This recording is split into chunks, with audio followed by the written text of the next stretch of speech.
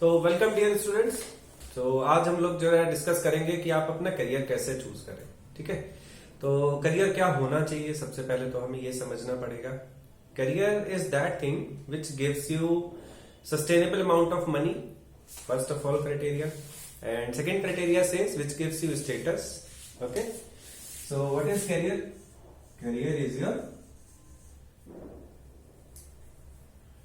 What कि पहली चीज कि ये रिटर्न्स दे आपको। ठीक है, तो सस्टेनेबल होना चाहिए। सस्टेनेबल मतलब सस्टेन करे और एक गुड रिटर्न्स दे। ठीक है, मनी आपको मिलनी चाहिए यहां से। और तीसरी चीज आपका सोशल स्टेटस इसमें बनना चाहिए। क्या क्या पॉइंट्स है ये चीज मैं डिस्कस करता हूं अभी। ठीक है, तो सस्टेनेबल करियर का मतलब क्या है? सस्टेनेबल मतलब ये काफी लंबे समय तक चले। अब आपने ऐसा करियर चूज कर लिया कि वो करियर बहुत ज्यादा लंबे समय तक चल नहीं रहा, तो आपके साथ में क्या होगा कि वो करियर आपका स्विच करना पड़ेगा आपको एक टाइम के बाद, तो आपको उसमें दिक्कत होगी। दूसरी चीज कि एक करियर से हमें हमेशा पैसा मिलना चाहिए, अदरवाइज हम अपनी बेसिक लिविंग्स जो हैं, लाइवलीहुड्स जो हैं, उसको हम अर्न नहीं कर पाएंगे। तो फिर हमें करियर में कुछ ना कुछ और ढूंढना पड़ेगा। और तीसरी चीज है कि करियर में सोशल स्टेटस होना चाहिए। सोशल स्टेटस नहीं हुआ तो मान लीजिए कि भाई आपको सैलरी अच्छी मिलती है, ठीक है, लेकिन आपको जो है सस्टेनेबल भी है करियर, बहुत लंबे समय तक चलेगा, लेकिन एक सोशल स्टेटस नहीं है, तो फिर वहां पे गड़बड़ हो जाती है कि उस करियर को हम एक टाइम के बाद कैरी फॉरवर्ड नहीं कर पाएंगे, स्विचिंग करनी पड़ेगी हमें उस करियर को लेकर के। सो करियर के ये 3 फैक्टर्स हैं जिनको हमें बहुत अच्छे से याद रखना चाहिए। तो ये तो करियर की डेफिनेशन की बात हो गई। तो सस्टेनेबल का क्या मतलब है? अब आप करियर जब चूज करते हो तो 2 तरीके से कर सकते हो।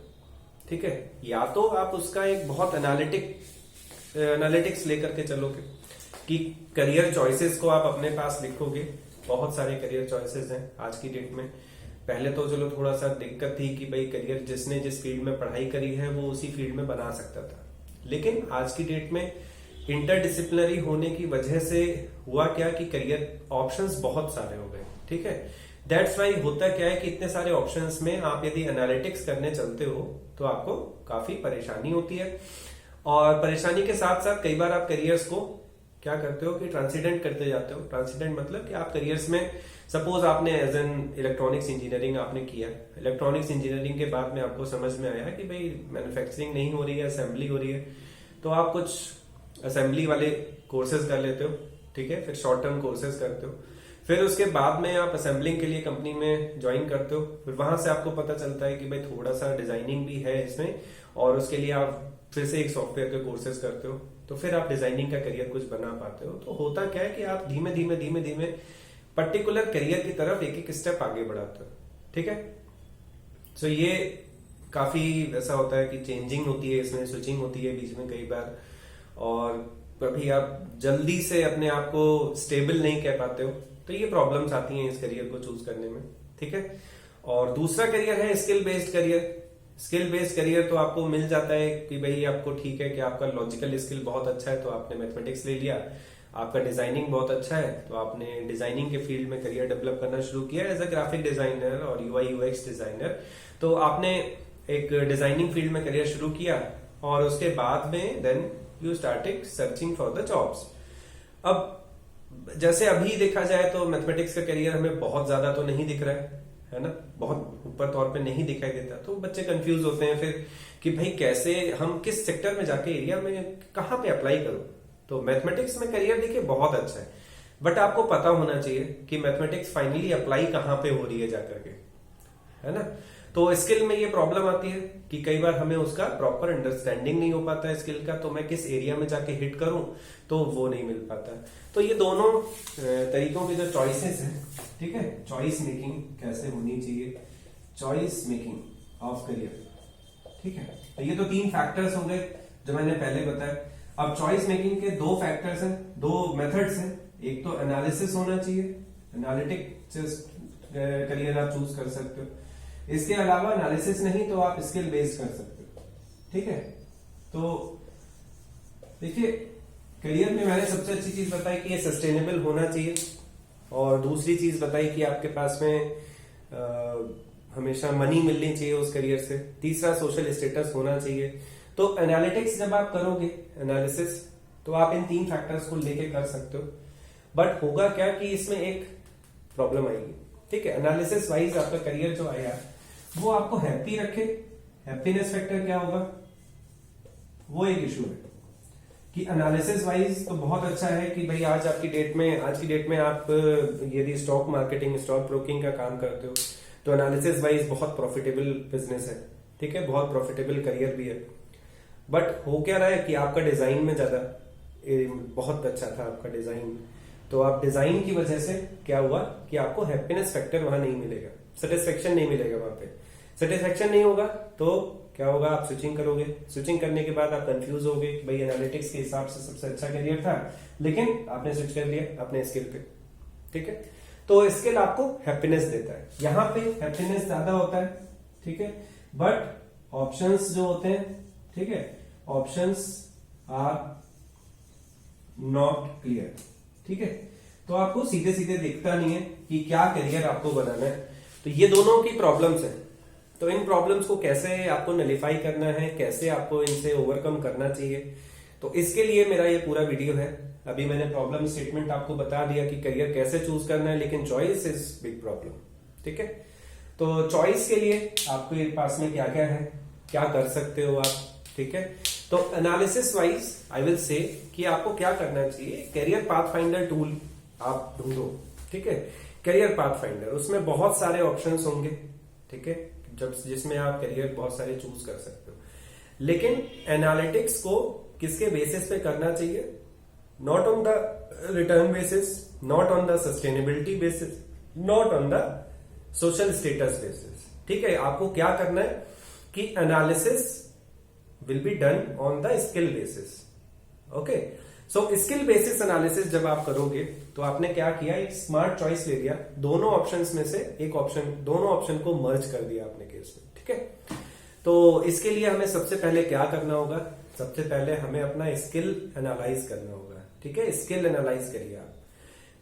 बेसिकली देखा जाए तो स्किल्स पता है 2 ही तरीके के होते हैं, या तो आपका विजुअल स्किल बहुत अच्छा होगा, ठीक है। विजुअल के अंडर में क्या क्या आता है, जैसे आप डिजाइन बहुत अच्छा करते हो, ठीक है। दूसरी चीज कि आप मैथमेटिक्स समझ सकते हो विजुअली, तो आपको ग्राफ्स बहुत अच्छे से समझ में आते हैं। लेट्स से एन एग्जांपल कि आपको कोऑर्डिनेट ज्योमेट्री बहुत अच्छे से समझ में आता है, 3D ज्योमेट्री समझ में आता है, वेक्टर्स समझ में आता है, ठीक है। ये सब 12th क्लास के टॉपिक्स हैं मैथ्स के। एंड ऑन द कॉन्ट्रेरी आपको मैट्रिसेस नहीं समझ में आता है, परम्यूटेशन कॉम्बिनेशन नहीं समझ में आता है, यदि आपको प्रोबेबिलिटी नहीं समझ में आता, तो आपको क्या करना है कि आपका स्किल सेट आपके समझ में आ जाएगा। यदि ऐसे है सब्जेक्ट के हिसाब से तो ठीक है, तो मैं आपको स्किल सेट बता रहा हूं कि यदि आपको कोऑर्डिनेट समझ में आता है तो आपका डिजाइन या विजुअल स्किल सेट जो है वो बहुत अच्छा है, ठीक है। तो स्किल सेट को यदि मैं डिवाइड करूं तो 2 चीजों में डिवाइड होगा, विजुअल स्किल अच्छा है या फिर आपका एनालिटिक स्किल अच्छा है। एनालिटिक स्किल मतलब अच्छा होने का क्या है कि आपको इक्वेशंस बहुत अच्छे से, अलजेब्रा बहुत अच्छे से समझ में आता है, अलजेब्रा से भी ज्यादा अच्छा आपको अरिथमेटिक समझ में आता है, ठीक है। नंबर्स आपको बहुत अच्छे से समझ में आते हैं, बाइनोमियल थ्योरम आपको बहुत अच्छे से समझ में आ गया, ठीक है। तो आपको परम्यूटेशन कॉम्बिनेशंस बहुत अच्छे से समझ में आए, तो आपको एनालिटिक बेसिस करियर बनाना चाहिए अपना। और यदि आपको कोऑर्डिनेट ज्योमेट्री, विजुअल्स ज्यादा अच्छे समझ में आते हैं, आप चीजों को विजुअलाइज करके हमेशा देखना चाहते हो, समझना चाहते हो, तो आपको हमेशा करियर ऐसा बनाना चाहिए जो कि थोड़ा सा डिजाइन की तरफ इंक्लाइंड हो, जहां पे क्रिएटिविटी ज्यादा हो, ठीक है। तो विजुअल यदि आपका अच्छा है तो आपको क्रिएटिव करियर्स में जाना चाहिए, ठीक है, क्रिएटिव करियर। और यदि यहां पर है, ठीक है, एनालिटिक्स आपका अच्छा है तो आपको जो है मैनेजमेंट करियर्स में ज्यादा जाना चाहिए, ठीक है। मैनेजमेंट आपका बहुत अच्छा होगा यदि आपका मैनेजमेंट रिलेटेड जो भी करियर्स हैं वो आपको सिलेक्ट करने चाहिए, ठीक है। Let me make it very simple. तो है क्या कि आप किसी भी कंपनी में finally what will you do, you will do a job और you will do a business, okay, so money earning इसी केस से होगा, सस्टेनेबिलिटी यही है, और सोशल स्टेटस भी आपको इन्हीं चीजों से ही मिलेगा। सो फाइनली कंपनी को यदि बांटा जाए तो दो तरीके से बांटा जा सकता है। किसी भी काम को हमें करना है तो वहां पे दो तरीके से बांटा जा सकता है उसको। तो वो क्या होता है, एक तो वो लोग जो काम करते हैं जिनके पास में टेक्निकल स्किल्स होता है किसी भी चीज को लेकर के, कोई भी कंपनी है वहां पे कोई स्किल है उसके पास में, ठीक है। और दूसरा पर्सन वो होता है जो हु कैन मैनेज पीपल, जो कि लोगों को मैनेज कर सकता है, कंपनी के काम को मैनेज कर सकता है, ठीक है। जिसके पास में स्किल्स ज्यादा होते हैं वो अधिकतर देखा गया है कि वो काम ज्यादा नहीं मैनेज कर पाते हैं, क्योंकि वो काम में ज्यादा पड़ जाते हैं, और काम में इन्वॉल्व होने की वजह से होगा क्या कि ओवरऑल प्रोजेक्ट का जो ग्रोथ है ना, आप उसको कई बार मेजर नहीं कर पाओगे, ठीक है। और जो लोग के पास में ये स्किल ज्यादा है कि वो लोग ओवरऑल मैनेजमेंट कर सकते हैं, ठीक है, तो वो मैनेजमेंट बहुत अच्छा कर लेते हैं, बट उन लोगों के साथ में दिक्कत होती है कि वो काम को ज्यादा देर तक नहीं कर सकते, काम में ज्यादा एक्यूरेसी नहीं लेकर के आ सकते, ठीक है। तो वहां पे प्रोडक्ट क्वालिटी बिगड़ जाती है किसी भी कंपनी की। सो आपको एनालाइज करना है कि आपका क्रिएटिविटी ज्यादा अच्छा है, आप ज्यादा देर तक बैठ करके किसी एक ही कॉन्सेप्ट को या फिर एक ही चीज पर काम कर सकते हो ज्यादा देर तक, तो आपको काम किस में करना है, आपको टेक्निकल स्किल्स में अपने स्किल्स को एनहांस करना है, ठीक है। और मैनेजमेंट यदि आपका अच्छा है तो आपको अपने मैनेजरियल स्किल्स पे काम करना है, पीपल मैनेजमेंट पे काम करना है, आपको ग्रुप मैनेजमेंट पे काम करना है, प्रोजेक्ट का ओवरऑल ग्रोथ मैनेजमेंट पे काम करना है, क्योंकि आपका एनालिटिक्स बहुत अच्छा है, आपका करियर जो भी प्रोजेक्ट है उसका ग्रोथ बहुत अच्छे से मेजर कर पाओगे, ठीक है। According to the growth measurement आप डिसीजन भी ले पाओगे, ठीक है।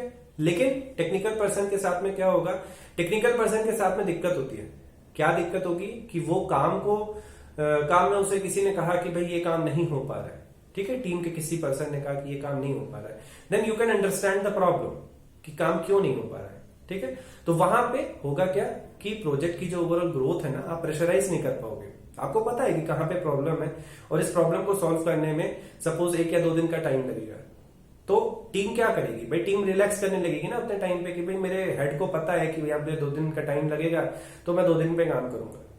बट वहां पे होता क्या है कि वो प्रोजेक्ट का जो प्रोग्रेस है वो प्रोग्रेस लूज कर जाता है, ठीक है, टाइम पे हम प्रोजेक्ट्स को डिलीवर नहीं कर पाएंगे। तो ये दिक्कत होती है, जो भी लोगों को टेक्निकल काम करना आता है वो लोग मैनेज नहीं कर पाते, जो लोगों को मैनेजमेंट आता है वो लोग टेक्निकल काम नहीं कर पाते, है ना। So make it very clear, यदि आप लोगों को पता है कि आप लोग मैनेजर अच्छे हो तो मैनेजमेंट का करियर सेलेक्ट करो, आप हायर पोजीशंस के लिए काम करो, ठीक है।